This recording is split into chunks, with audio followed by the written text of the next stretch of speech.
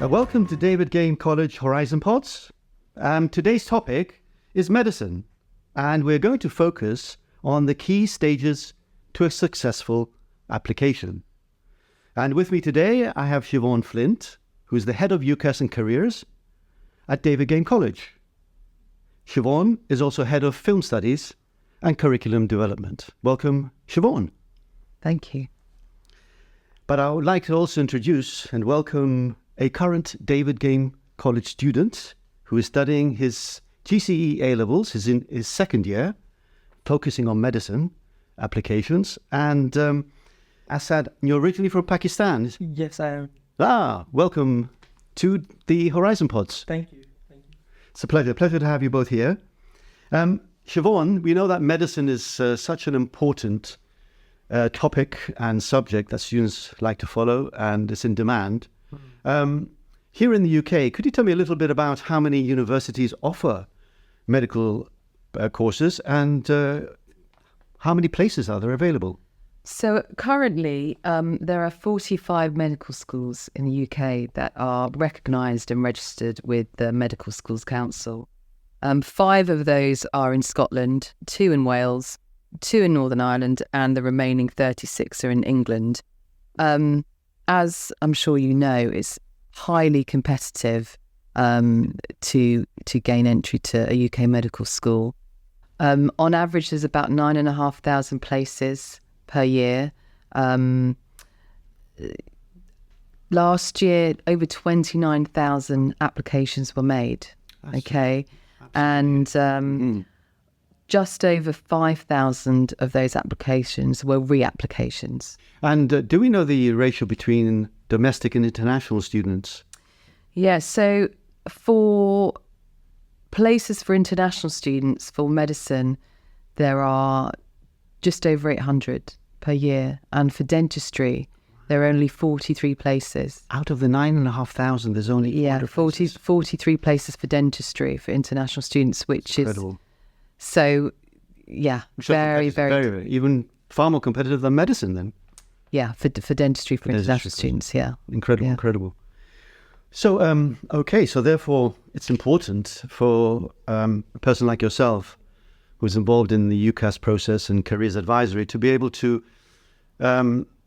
identify those strong students and then give them the advice in order to apply. So what are the key steps for a good application? I mean, the key steps are first of all thinking about the academic profile. So has the student got the correct qualifications, GCSEs or equivalent, for example, at really strong grades, because that's taken into account.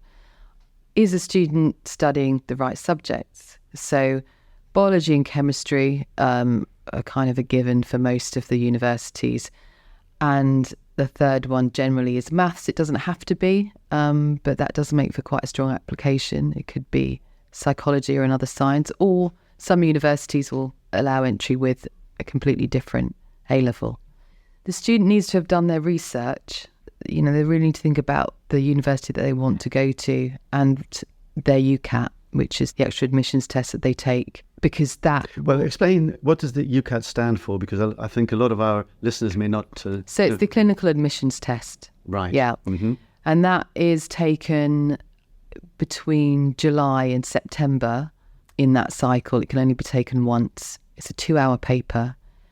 I'm sure Asad would probably agree. It's a tough paper. It involves things like decision making, abstract reasoning, situational judgment, and the students really do need to practice and prepare for that. So that is a big part of the application. And then, of course, the predicted grades. Right. Along with that, work experience. I think some universities acknowledge that it is difficult for some students to gain work experience, particularly in a clinical setting. You know, they may be disadvantaged because they're in a rural area or they're somewhere where it's, you know, difficult to actually obtain that work experience. But any work experience, any volunteering is helpful, even if it's not in a clinical setting. Right. Yeah. That's good. So although those factors are important for admissions tutors then to be able to assess that student, and how important is the personal statement? It is important. I mean, there are some universities that rely on it more than others as part of the application process. Students do spend a long time on it, but really the personal statement is there to convey to the university their motivation for the course. And that should be very clear. I mean, medicine is a vocational course, so they need to make that clear. And also they need to convey how they have prepared for the course. What are they doing academically and what are they doing beyond their academic profile? What sort of extracurricular and supercurricular activities they've engaged in. And they shouldn't include anything in the personal statement that they're not really willing to discuss in an interview. Right. Because that can be referred to at that stage. Absolutely. And okay, work experience is important. And obviously we have Asad here, but what percentage of importance would you weigh up the work experience in that total package of the admissions process, from your experience? As I said, some universities acknowledge that not every student is going to have had the same access to work experience as others. So they will accept things like virtual work experience. And the NHS run a lot of virtual work experience sessions now since kind of COVID happened. It's important. There's no doubt it's important. I think it's more important for the student because then they'll get a real insight into, is that the career they want? And if they've never been in a clinical setting before, they might be quite shocked about what it's like. But undoubtedly, the UCAS is a big part of the application and their academic profile. That's the first part. And then if they are lucky enough to have engaged in some very relevant work experience, then that's a really good thing. That's a good thing as well. Good. Well, Asad, you have had that opportunity to actually have an internship work experience in one of the top medical schools here in England, King's College, if I'm correct. Tell me a little bit about it and the experience that you gained. Yeah. So it was basically thanks to Miss Flint who introduced me the work experience. I was basically volunteering at King's College Hospital at Denmark Hill. So they have 3 hospitals in the same group where we can volunteer. I choose King's College Hospital in Denmark Hill. It's basically non-clinical work experience. I used to be a patient befriender there. I used to talk to patients, talk to doctors, even talk to nurses and other medical staff like physician associates. It gave me the insight of how my life will be if I choose to do this career.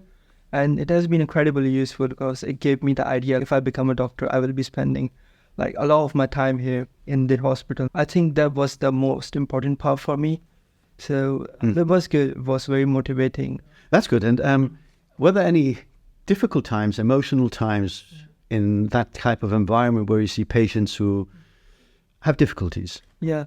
There are times like when you talk to patients, some patients are like depressed and like they don't have any hope, something like that. Yes. But that's what this work experience taught me, like, to be professional at all terms. I have to be professional there. So I think that's the thing I inbuilt in myself. I take patients as very professional things. So this is something which helped me. So I think it will help me in future. So I wouldn't get attached to patients. True. On the other side, were you allowed to attend or actually view any surgeries at all? Because obviously, when there's blood around, some people just faint. Yeah.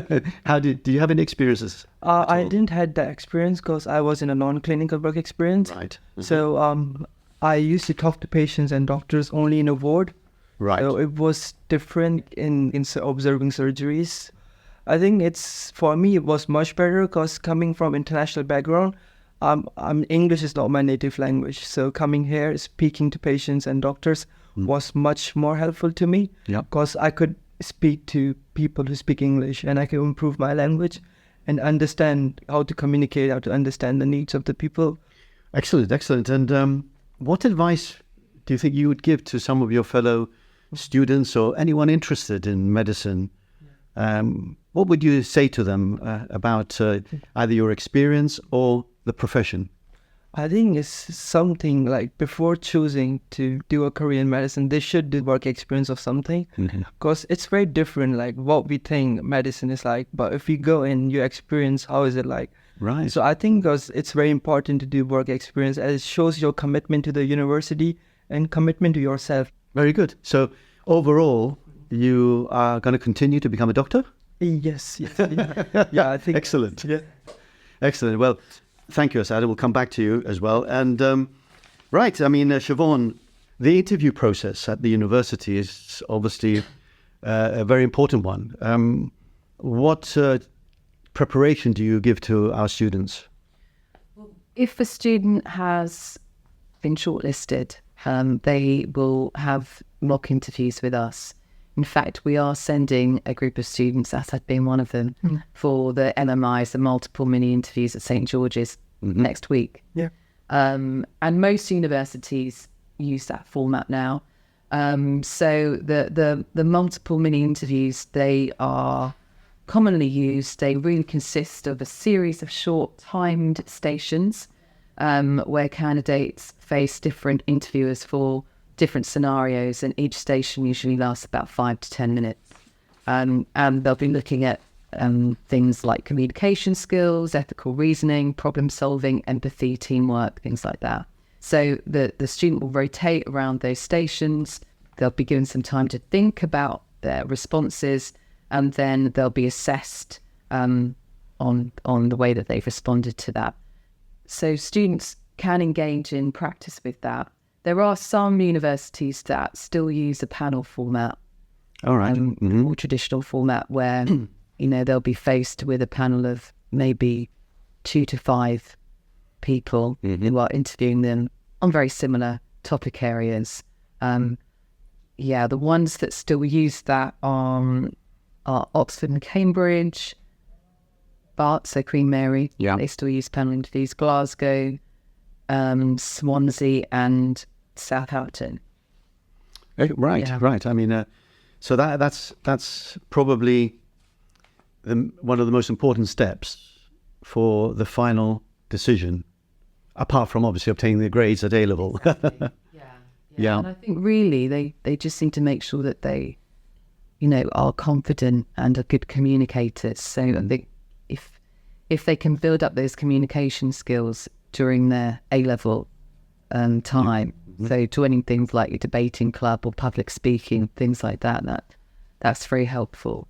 But absolutely, they should get practice before they go off to that interview. Well, I think maybe they should be members of the debating society and things, those type of clubs that we have here at David Game, because it builds obviously the confidence of communication and also another team bonding and things like that, which are very important. Let's come to one of the most awkward ones, which is the financial aspects, because we have the domestic students, which have a different model of fees, and then the international students. And are there any scholarships, any that type of support? Well, let's talk about the home students first. So, I mean, they are set by the government, and they tend to be about £9,500 thereabouts. For international students, actually, it can vary quite a lot from university to university. Sort of starts at about 45,000 at some universities. Excluding accommodation and living expenses. Yeah. But at Imperial, for international students, it's 55,000. Tuition fees alone, yes? Yeah. So it's important that international students look at the tuition fees, because they are not set at a concrete amount across all of the universities. Yeah. Obviously, all the medical schools obviously are members of the General Medical Council anyway, so the qualification is the same. Exactly. So if the fees are lower at one, doesn't mean that the standards are lower. No, not at all. Isn't that right? Absolutely right. Yeah. I mean, I think if you want to be a physician, if you want to go into medicine, you should be happy to accept a place at any UK. That's true. Let's take a scenario where a parent says, well, the university tuition fees are too expensive here in the UK. Does David Game College have any alternatives which would be able to be as good as a medical school in the UK, but the fees far more moderate? Absolutely. I mean, I think being open to a medical school outside of the UK is always a good thing. So we do have strong links with other universities. Debrecen, for example, in Hungary is one of them. Their fees are substantially lower than UK universities, but their medical programme is excellent. It's very high quality. And equally other universities such as the Queen Mary in Malta and Nicosia in Cyprus. Cyprus, yeah. Mm-hmm. Well, that's important, I think, for our listeners to understand that, yes, if you can afford a medical school in the UK and you're successful, that's fine. But there are all good alternatives as well. Is there anything else, Siobhan, you'd like to say to our listeners about medicine and the parents as well as students? I mean, I think it's really important that students are going into this as a vocation and that they see it in that way. Regardless of whether you're a home student or an international student, get some experience if they can in a clinical setting. Absolutely. So, Asad, you're ready now for the next 5 years after your A-levels at medical school? Indeed, I am ready. I've done what I could do. I've done more than what I could do. Mm-hmm. So I've not applied for my medical schools. Which ones have you applied to? I've applied to St. George University of London. Applied to Kent and Medway, Brighton and Sussex, and Aston University. Excellent. And fifth choice as biomedical science for Queen Mary. Which you've got your offer for. Which I've got offer, yeah. Really? Already? A conditional offer already? Yeah, I got offer in like 1 week. Yes. Really? Yeah. That's fantastic. Absolutely. Well, good luck with your A-levels, and I'm sure you'll be an excellent doctor. Thank you. Thank you, Siobhan, as well. And for more information on all of our courses and any topics discussed in today's podcast, they can be found on davidgamecollege.com. Thank you for listening.